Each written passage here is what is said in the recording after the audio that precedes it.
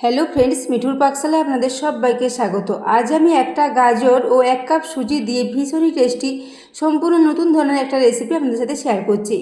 এইভাবে যদি রেসিপিটা তৈরি করা হয়, এর টেস্টটা ভীষণই ভালো হবে এবং নামমাত্র তেলে এটা রেডি হয়ে যাবে। তো দেখুন, এই জন্য প্রথমে একটা গাজরকে গ্রেট করে এখানে নিয়েছি, ওই সাথে 1/4 কাপ পরিমাণে চিনি নিয়েছি, ওই সাথেই দিয়ে দিলাম মেজারিং কাপ মেপে 1 কাপ পরিমাণে এখানে সুজি। এরপর এর সাথে নিয়ে নিচ্ছি দুধ। তো ওই কাপ মেপে 1 কাপ দুধ নিয়েছি। এখানে নর্মাল টেম্পারেচারে রাখা দুধ নিয়েছি, দুধটা গরমও না আবার ঠান্ডাও না। তো নর্মাল দুধ দিয়ে এটাকে একটু মেখে নিচ্ছি। অল্প অল্প করে এখানে পুরো 1 কাপ দুধে আমি দিয়ে দিচ্ছি। যেহেতু 1 কাপ সুজি নিয়েছি, সুজিটা অনেকটাই দুধ টেনে নেবে, তো সেই জন্য প্রথমে 1 কাপ দিয়েছি, পরে আবারও প্রয়োজন হলে কিছুটা দুধ এখানে মিশিয়ে নেব। তো দেখুন, দুধটা দিয়ে খুব ভালো করে এর সাথে মিশিয়ে নিচ্ছি। আজকের রেসিপিটা আমি খুবই চটজলদি রেডি করে নিচ্ছি। এটাকে আপনারা চাইলে গাজরটাকে মিক্সিতে একটু পেস্ট করেও এর সাথে সুজি দিয়ে এটাকে মিশিয়ে রেডি করতে পারেন, সেক্ষেত্রেও রেসিপিটা দুর্দান্ত টেস্টি মতো রেডি হয়ে যাবে। তো দেখুন, আমি এখানে আবারও 1/2 কাপ পরিমাণে দুধ নিলাম, তারও অর্ধেকটা দিয়েছি, তারপর এটার সাথে খুব ভালো করে মিশিয়ে নিচ্ছি। এখন দেখুন, সুজিটা দুধের মধ্যে খুব ভালো মতো ভিজে গেছে, সমস্ত কিছু খুব ভালো মতোই ভিজে গেছে। এই অবস্থায় এটাকে রেস্টে প্রায় 10 মিনিটের জন্য রেখে দেবো। সুজিটা ভিজে থাকলে অনেকটাই বেড়ে যাবে, সেজন্য এটাকে রেস্টে রাখা প্রয়োজন। এবং চিনিটা যেহেতু এখানে আমি দানা চিনি দিয়েছি, সেজন্য চিনিটাও একটু ভিজে এর সাথে মিশে যাবে। তো সেজন্য এটাকে 10 মিনিটের জন্য রেস্টে রেখে দিয়েছিলাম। এখন চিনিটা খুব ভালো মতো গুলে গেছে দুধের সাথে, ওই সাথে সুজিটাও একটু বেড়ে গেছে। তো দেখুন, এরপর আবারও সমস্ত কিছু একসাথে চামচ করে এটাকে খুব ভালো করে একটু ফেটিয়ে নিচ্ছি, যাতে এই গাজরের সাথে সুজিটা খুব ভালো মতো মিশে যায়। গাজরটাকে পেস্ট করে নিলে খুবই চটজলদি এটা মেশানো হয়ে যেত, কিন্তু আমি এটাকে গাজর পেস্ট না করে এইভাবে রেসিপিটা রেডি করেছি। তো দেখুন, এরপরে টেস্টটা বাড়ানোর জন্য এখানে 2 টেবিল চামচ ভর্তি করে গুঁড়ো দুধ দিয়ে দিলাম। গুঁড়ো দুধ দিলে টেস্টটা একটু ভালো আসবে। তো দেখুন, এখানে এটাকে গুঁড়ো দুধ দেওয়ার পর ক্রমাগত খুব নাড়াচাড়া করে এটাকে মিশিয়ে নিচ্ছি। মিশ্রণটা খুব বেশি পাতলাও হবে না, আবার খুব বেশি ঘন হবে না, বেশ মিডিয়াম মতো একটা ব্যাটার এখানে রেডি হবে। তো বন্ধুরা, আজকের রেসিপিটা ভীষণ টেস্টি, নামমাত্র তেলে রেডি হয়ে যাবে। তো রেসিপিটা যদি আপনাদের ভালো লেগে থাকে, তাহলে অবশ্যই একটু বন্ধুদের সাথে শেয়ার করে দেবেন এবং রেসিপি ভালো লাগলে একটা লাইক করতে ভুলবেন না। তো দেখুন, এরপর এখানে দিয়ে দিলাম বেকিং পাউডার। বেকিং সোডা এখানে দিইনি, শুধুমাত্র বেকিং পাউডারই দিয়েছি 1/2 টিস্পুন পরিমাণে।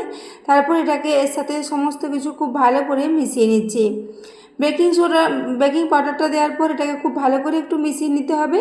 তো সেজন্য দেখুন, চামচ করে ক্রমাগত নাড়াচাড়া করে এটাকে রেডি করে নিচ্ছি। তো বন্ধুরা, আজকের রেসিপিটা আপনারা ব্রেকফাস্টে বা টিফিনে বা এটাকে বিকেলের দিকেও খিদে পেলে রেডি করতে পারেন, বা এইভাবে রেডি করে এটাকে আপনারা 1 সপ্তাহ পর্যন্ত স্টোর করেও ফ্রিজে রেখে দিতে পারেন। এটা অনেকটা কেকের মতো টেস্ট লাগবে। আজকে আমি একটা সুজি আর গাজর দিয়ে একটা হেলদি প্যানকেকের রেসিপি আপনাদের সাথে শেয়ার করছি। এইরকম ধরনের মিষ্টি প্যানকেকগুলো খেতে কিন্তু চমৎকার হয়, আপনারা বাড়িতে অবশ্যই একবার ট্রাই করবেন এই রেসিপিটা। তো দেখুন, আমি এরপরে দিয়ে গ্যাসে একটা তাওয়া বসিয়ে দিয়েছি, তাতে 2 চা চামচ পরিমাণে এখানে একটু তেল মাখিয়ে নিয়েছি, খুবই অল্প তেল দিয়েছি। তো তেলটা মাখিয়ে নেওয়ার পর তাওয়াটা গরম করে নিয়েছি, তারপর গ্যাসের ফ্লেমটা এখন একদম লোতে করে দিয়েছি, লো ফ্লেমে। এরপর এখানে কিছুটা করে মিশ্রণ, একটা হাতা নিয়েছি, হাতার সাহায্যে 1/2 হাতা পরিমাণে মিশ্রণ দিয়ে দিচ্ছি। তো দেখতে পাচ্ছেন মিশ্রণটা এরকমভাবে রেডি হয়েছে। এটাকে আর ছড়ানোর প্রয়োজন নেই, হাতায় করে দিলে অটোমেটিক এটা ছড়িয়ে যাচ্ছে। এরকমই একটা মিশ্রণ আমাদের রেডি করতে হবে। ব্যাটারের কনসিস্টেন্সিটা আপনারা বুঝতেই পাচ্ছেন, এরকম একটা রেডি করে নিলে এটা চটজলদি রেডি হয়ে যাবে। তো দেখুন, এরপর আমি এগুলোকে তিনটে তিনটে করে দিয়ে রেডি করে নেব। তো প্রথমে 3টে দিয়ে দিলাম, তারপর এটাকে ঢাকা দিয়ে একদম লো ফ্লেমে প্রায় 5 মিনিটের জন্য রেখে দিয়েছিলাম। 5 মিনিটের মধ্যে দেখুন উপরটা খুব সুন্দর জালি জালি দেখা যাচ্ছে। এইভাবে এগুলোকে রেডি করে নেব। তো এখন এগুলোকে দুদিকটাই ফ্রাই করার কোনো প্রয়োজন নেই, এগুলো অনেকটা কেকের মতোই রেডি হবে, অনেকটাই ফোলা ফোলা স্পঞ্জি জালিদার মতো রেডি হয়েছে। তো দেখুন, এরপর এখানে তুলে নিচ্ছি। এইভাবে আমি এগুলোকে 3 থেকে 4 ব্যাচে রেডি করে নেব একে একে। তো বন্ধুরা, আজকের রেসিপিটা যদি ভালো লেগে থাকে, তাহলে অবশ্যই চ্যানেলটি সাবস্ক্রাইব করে আমার পাশে থাকবেন এবং পাশে থাকা বেল আইকনটি অবশ্যই প্রেস করে রাখবেন, তাহলে আমি যে কোনো নোটিফিকেশানই ছাড়ি না কেন, তো সবার আগে আপনার কাছে চলে যাবে। তো দেখুন, এটার কালারটা খুবই সুন্দর এসেছে। গাজর দেওয়ার জন্য এর কালার এবং টেস্ট দুটোই ভীষণ ভালো হয়েছে। এটার টেস্টটা আবার অনেকটা মালপোয়ার মতো লাগবে। আমরা সাধারণত যেভাবে দুধ ও চিনি দিয়ে বাড়িতে মালপোয়া রেডি করে রাখি, এটা অনেকটা বেশ গাজরের মালপোয়ার মতো টেস্ট আসবে, আবার কেকের মতো মনে হবে। তো বন্ধুরা, আজকের রেসিপিটা বাড়িতে অবশ্যই ট্রাই করবেন এবং রেসিপি ভালো লাগলে একটা কমেন্টে জানাতে ভুলবেন না আপনাদের কেমন লেগেছে।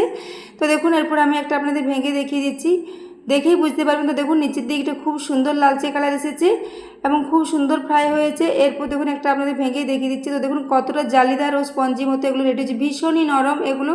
এগুলো আপনারা 1 সপ্তাহ পর্যন্ত রেডি করে রাখতে পারেন এবং যখন তখন হালকা খিদে পেলে 1-2টো খেতে পারেন। এটা কিন্তু খেতে ভীষণই টেস্টি হয়েছিল। তো দেখুন এরপর আমি এগুলোকে একটা কেটে আপনাদের দেখিয়ে দিলাম কতটা নরম এবং কতটা জালিদার মতো এগুলো রেডি হয়েছে। নামমাত্র তেলে এইভাবে এটাকে রেডি করে নিতে পারেন। অনেক সময় কেক রেডি করার সময় অনেকটা পরিমাণে তেল বা বাটার লাগে, কিন্তু এই রেসিপিটা তৈরি করতে খুব বেশি তেল বা বাটার কোনো কিছুই লাগবে না। খুবই হেলদিভাবে এটা এভাবে রেডি হয়ে যাবে।